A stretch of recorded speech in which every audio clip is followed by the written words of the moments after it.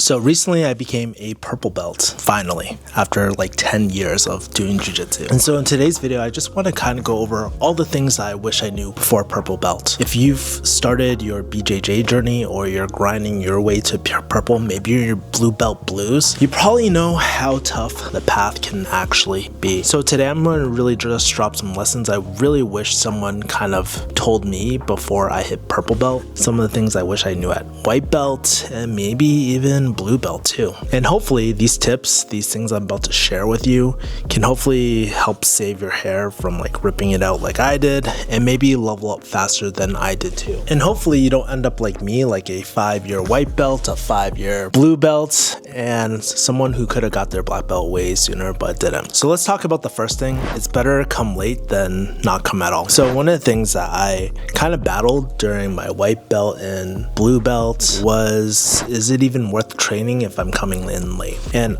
I'm going to share something really embarrassing with you. And no, I was not training to be a purple belt that skips warm-ups, right? This happened to me back in LA. This happened to me here in Vegas. But I used to wake up late, rush out the door, only to be late by like 20-30 minutes, which is really embarrassing. I would be so late that I would look at the clock, I would get there, I would park my car, stare at the clock, and be like, oh man, I really don't want to be that guy and just come in late, and I would just go home. Pretty freaking embarrassing. Like in Vegas, I'm like about 20-30 minutes away from my gym, and then in LA, I was about 10 minutes away from my gym. I hope none of my coaches actually watch this because they would definitely call me a bitch, and I know it's a very bitch move.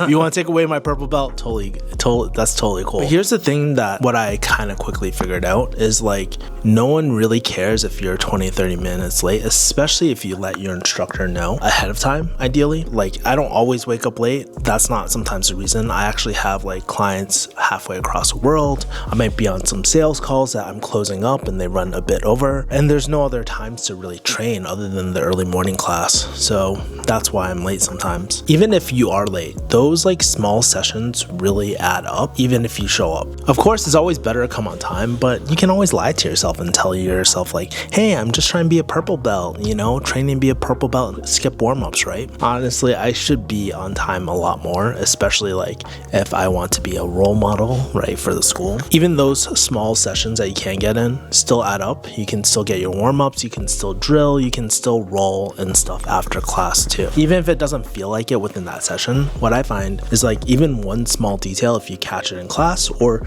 if you learn one small detail even during rolling, it can make the world a difference in your game. So I highly suggest that you show up to class even if you're late. Yes, it's better to be early, if not late at all, but if you are late, stop stressing, just show up. And I think your coach would probably agree.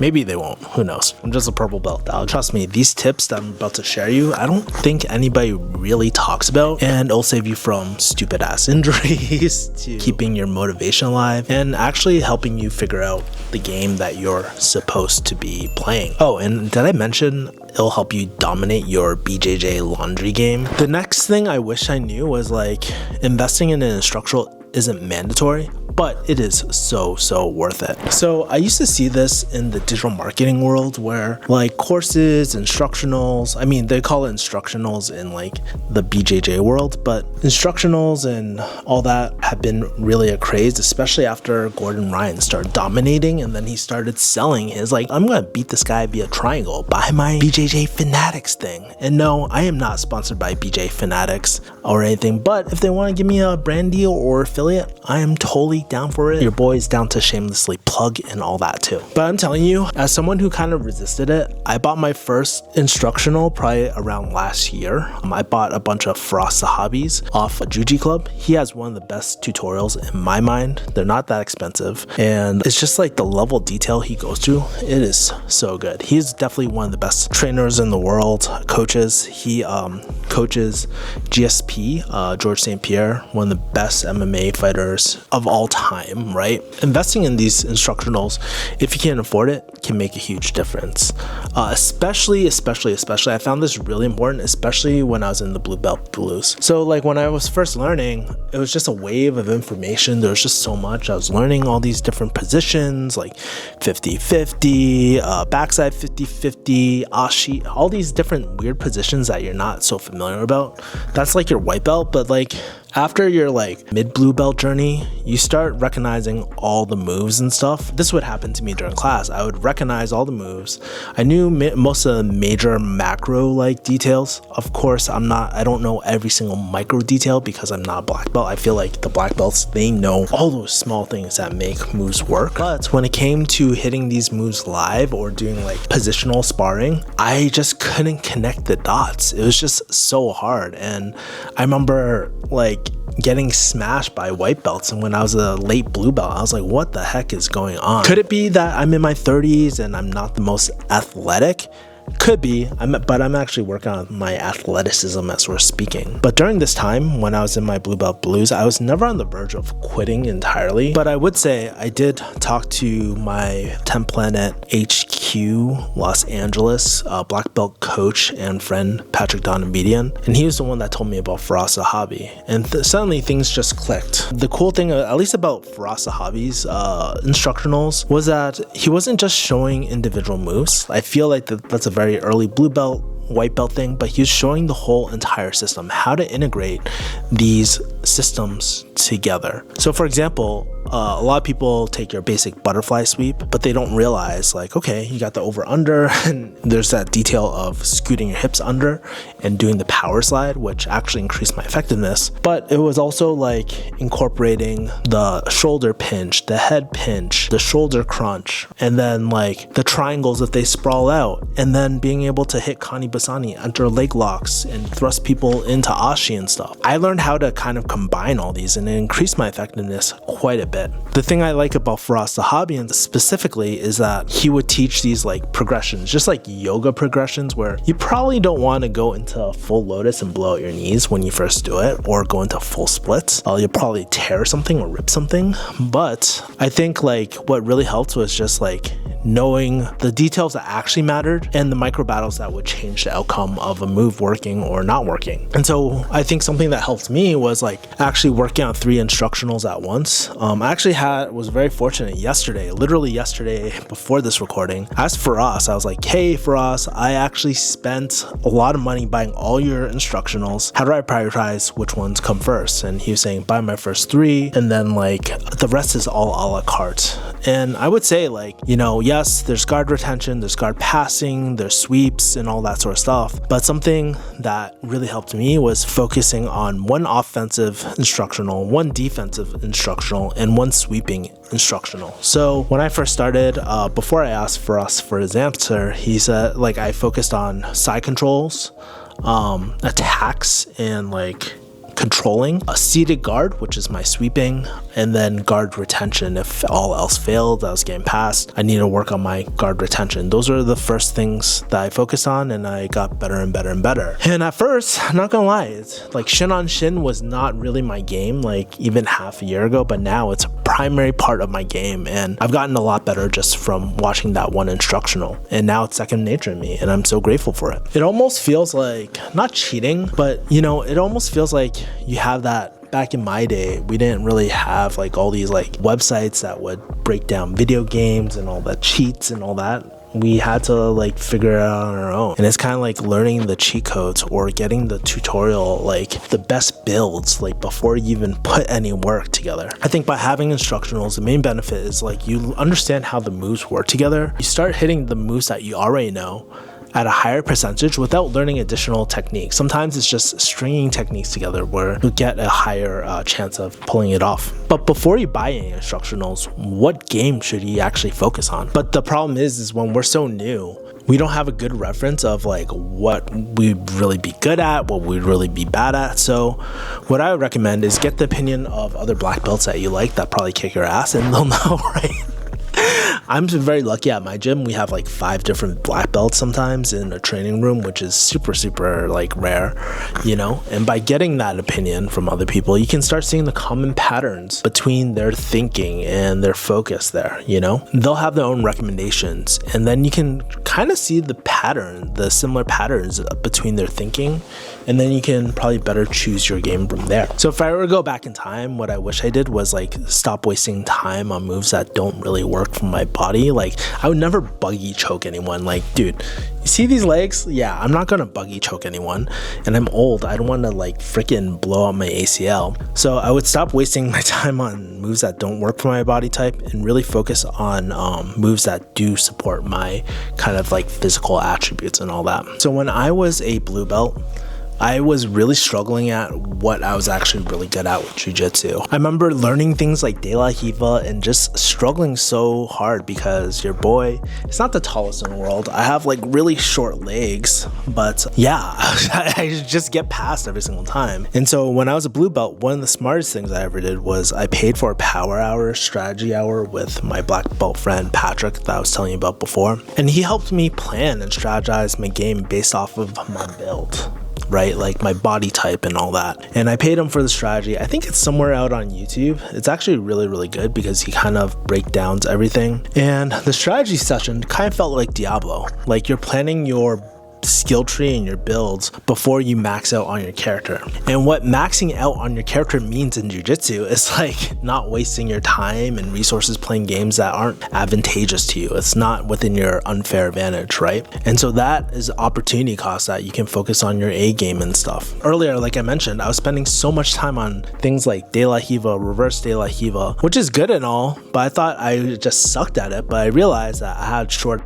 legs and I should have focused on more of a Marcelo Garcia game, which is more like butterfly guard, half guard, X guard, lockdown, half guard games, right? And the truth is everyone has different limb lengths. Like for me, you wouldn't expect it, but I actually have pretty long arms for my size, what I found out. And so I really love dartsing people and stuff like that too. Like it works out for my body type. It's really weird, but we also have different attributes like endurance, speed, and more. It really does feel like a video game sometimes, you know? Okay, this one might sound completely messed up, might sound a bit funny, but hear me out.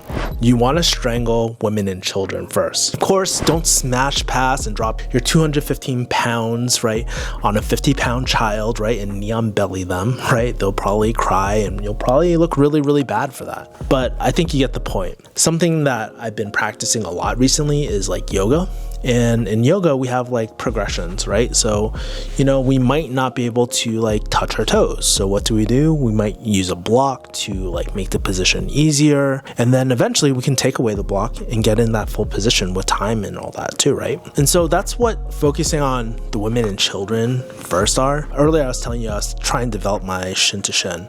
And my shin to shin was really bad. My shin to shin on this side is pretty good, but this side is really bad. But when I was trying to practice, my dumbass would actually try practice on the heavyweights and the people that were better than me, that are higher level. So every single time they would just like, I would go open guard, they would step here, knee cut, and I would get smashed every single time, which wasn't that fun, honestly. And I would think, boy, I really suck. But what I really need to do was make sure I attack the women and children first. This isn't always a bad thing either. Like when you're learning a new game, there's a level of dexterity that you need to build and you just need to get some reps. But also the women and children, by taking a more defensive position like shin on shin and playing open guard and working your guard, they get to work their offense, their guard passing, while I was able to work on my sweeping, my wrestle ups, my ashi from seated guard. And of course, I wouldn't like hit an Imanari and blow their knees out, right? Like you have to be smart with this, but like I would say, like if you're bigger than someone, try working your guard, try working a less advantageous position. You already know that you can probably like bear hug them and freaking like, you know, launch them in the air and suplex them, but you know, that's no fun too, right? Like you already know that. Why do you need to pick on kids? When I was going against women and stuff, I realized, okay, I'm at a point where I understand this game, and it was pretty quick. It was only within like 3 days. I started moving to lightweights, and then I started moving from the lightweights to middleweights to heavyweights in that belt. So I cleared out the white belts, and then I moved to blue belts, right, which was a lot harder. And now I'm using purple belts, and I'm pretty much still at purple belt. Like I can sometimes catch other purple belts, but very rarely do I ever catch a black belt with my shin to shin. I got a lot of work to do. But hey, you know what? your boy's only been working on it for like a month or two right now, so it's totally chill, you know. Maybe one day I'll catch a black belt in my shin to shin thing, you know. Sometimes I do catch it in like the Austrian stuff, but yeah. So what I wish I did like before, rather than trying to grind it out on people that were way better than me, I wish I took techniques I wasn't good at and I started with the smaller, weaker opponents first within that belt rank, and then moved up to heavyweights for that rank, and then progressed to the next belt as well. This works really, really well if you're learning defensive things like escapes and guard retention. The other day I was working my side control too, and like working the body locks from side control and all that sort of stuff. My side control has gotten way better over the last few months too, from Frost, by the way. But the reason why this works is because it gives you a little more leeway and it's a bit more forgiving. If you get your guard pass, you can try to retain it again and all that too. Plus, it's a great way to pass down the generational trauma to a new generation of jiu-jitsu practitioners and really bully the next generation, just like how you got bullied in school, right? So something that no one really tells you is that you'll probably get really, really good, insanely good at laundry and be the BJJ laundry king. We're not like our gi brothers where, you know, a gi will take up a lot of space in a washing machine, but you'll get really good at washing your rash guards and stuff. And I honestly do laundry almost every single day. But the reason why you'll get good is because you'll probably have a story similar to mine. So this is really, really embarrassing. You would think that this story would have happened at like my white belt at like 3 months in or something like that, but this actually happened to me like probably 5 years in. So when I was a blue belt, a white belt of all people, he pulled me aside and he was like, bro, don't take this the wrong way, but your rash guard stinks. And I was like, oh my god, this is so freaking embarrassing, bro. Like, I can't believe I'm that guy, right? I'm Asian. I'm not supposed to smell, but apparently I know what happened that day. I actually did not let the rash guard dry completely, so it smelled a little bit mildewy. That was really disrespectful. I felt so bad after. But ever since then, I made the effort to make sure that, one, I smell kind of like decent. I shower before practice. I brush my teeth. I use mouthwash. I floss. You wouldn't believe like how nasty it is. Sometimes you see people with plaque in their mouth. So make sure you take care of your oral stuff. Make sure you trim your nails. You don't want to scratch people. And I also try to clean my feet with like a foot scrub, or like a hydrogen peroxide. Like, foot rinses are really, really great and all that. I mean, if you can't afford it, you should get a pedicure and stuff. I don't. But like, literally, BJJ is a contact sport, so we need to be respectful. It's very close, right? And especially if we're rolling against like kids and women, like, dude, we gotta be clean, and we can't pass on things like staph and MRSA and ringworm to our fellow people. That's just disgusting. But if you are very, very new to laundry and to BJJ, I would say the secret is to use vinegar. Just pour some vinegar. It won't stain your clothes or anything like that. Yes, you can use tea tree oil, right? Essential oil or sports tide if you don't care about the fragrances. I do. Like, I like to be like, oh yeah, like organic and natural and shit. I don't know if that's worth it, but I'd rather be on the side of like safety rather than like like on the other side, you know? You want to obviously shower after practice. I cannot tell you how many people don't shower after practice. Ideally, you want to shower there, but the reason why I stopped showering at the gym was because it's just so full a lot of times, and sometimes the instructor wants you to get the f out. So I'm just like, okay, I'm just gonna go like straight home and just shower there. So something I wish someone told me was like, you don't have to compete, but you do have to find your why eventually. So obviously you don't have to know if you want to compete or know your why. If you're like a 2-week white belt, that's totally cool. Just enjoy it. But something as you progress through the belts, you'll hear a lot is like, you have to compete. You have to test yourself, right? And as I heard this all the time as a white or blue belt, people always told me I had to compete. But honestly,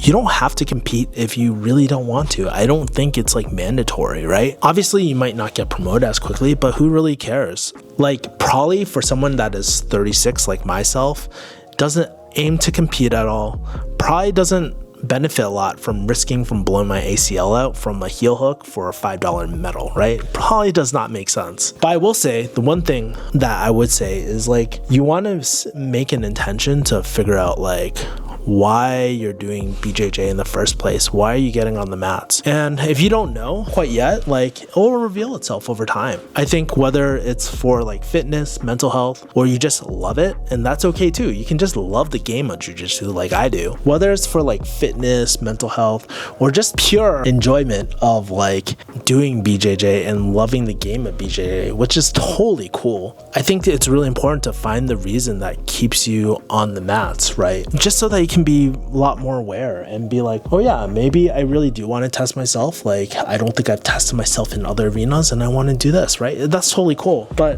from someone who doesn't want to compete, doesn't want to compete at CJI, doesn't want to blow out their ACL, it just gives me another avenue where I can like learn. Yes, there's a strategy, and yes, it'll teach you how new white belts are very, very greedy and are easy to deceive and sweep, but it will teach you how to learn. Side note, by the way, one of my favorite pastimes is rolling with the new white belts. I'll be in bottom side control. I'll let them cross face me and I'll be like, oh man, this sucks. And then they get really greedy and they move forward. I freaking reverse the position and I lay it on them. One of my favorite things to do. But yeah, I think like learning how to learn has like really accelerated my growth as a business owner, as a YouTuber, in so many different areas of my life. For example, like I realized that a lot of times when I'm very, very tense, I stop breathing, I start tensing up.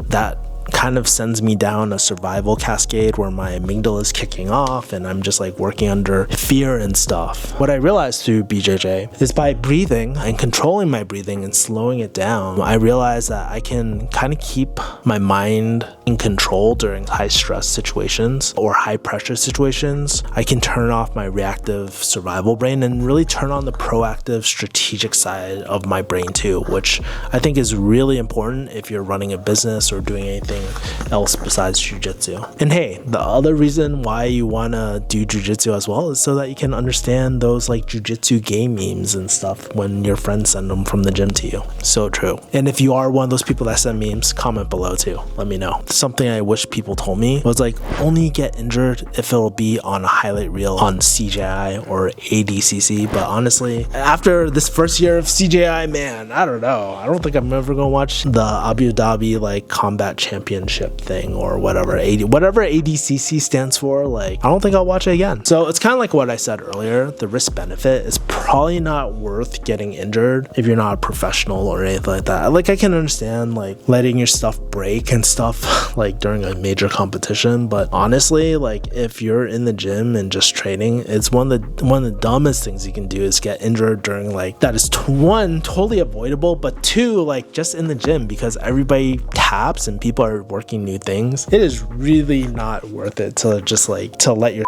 break during training. It's so dumb. I mean, of course does happen, like injuries do happen. I've gotten one major injury before, like where like I couldn't roll for 6 months because I did a stupid like leg entry. Like I did Kani Basani, entering a leg position from half guard, but I was so dumb I did not dorsiflex my feet and I popped my own knee. So like that stuff happens, and it does happen, but there are so many little things like that are so dumb. Is like, oh, when you're a triangle, learn to dorsiflex your foot. Don't be like lazy and be like that. You want to be like that. You want to protect your knee. You want to dorsiflex when you're in a truck or getting a twister hook, taking the back. You want to prevent those injuries, right? Simple things like, you know, when you're cross facing, some people like, especially when you're about to take the back, so like you're in combat base, right? Like about to take the back, and sometimes you might want to take the arm bar. Some people might like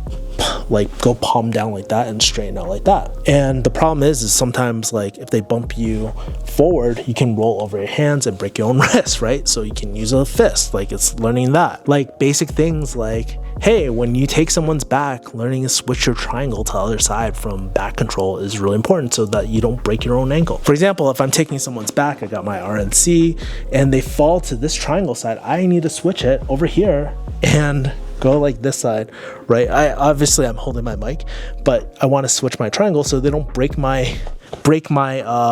don't hook this bottom one and break my ankle, this ankle, right? Like things like that, right? Oh yeah, side control. Like I never, like when I'm checking the hip, I always check down here. I never use my palm because people can just like switch your hip and then your wrist brings back and you snap your wrist, things like that. Also, another dumb one is like when you are in someone's guard, so let's pretend like their legs are wrapped around me. I want to make sure I'm on my like the flats of my toes, this ready to roll under me, versus like this, because if you're like this, what can happen is like this, right? You see my back leg, this leg, if I go backwards, I can break my toes like that way, right? Like you want to make sure that you're under and you're ready to like roll out like that, right? Things like that.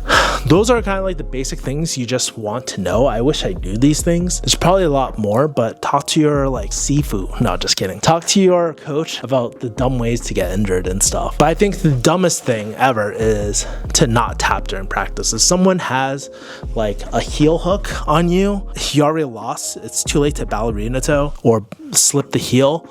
Like, bro, it's not worth it. Just tap. I tap all the time, and doesn't matter what belt. Like, blue belts catch me. Sometimes I catch like a brown belt or something like that. Like, very rarely, by the way. But if I do, like, it happens, right? It's totally cool during practice. We're not going to ADCC or like fighting for $10,000 or the $1 million from CJI, right? Like, it's just not worth it. So if you are going to get injured, save it for those big events, not the everyday training sessions. So those are my reflections, but I'm very, very curious if you made it to this part of the video.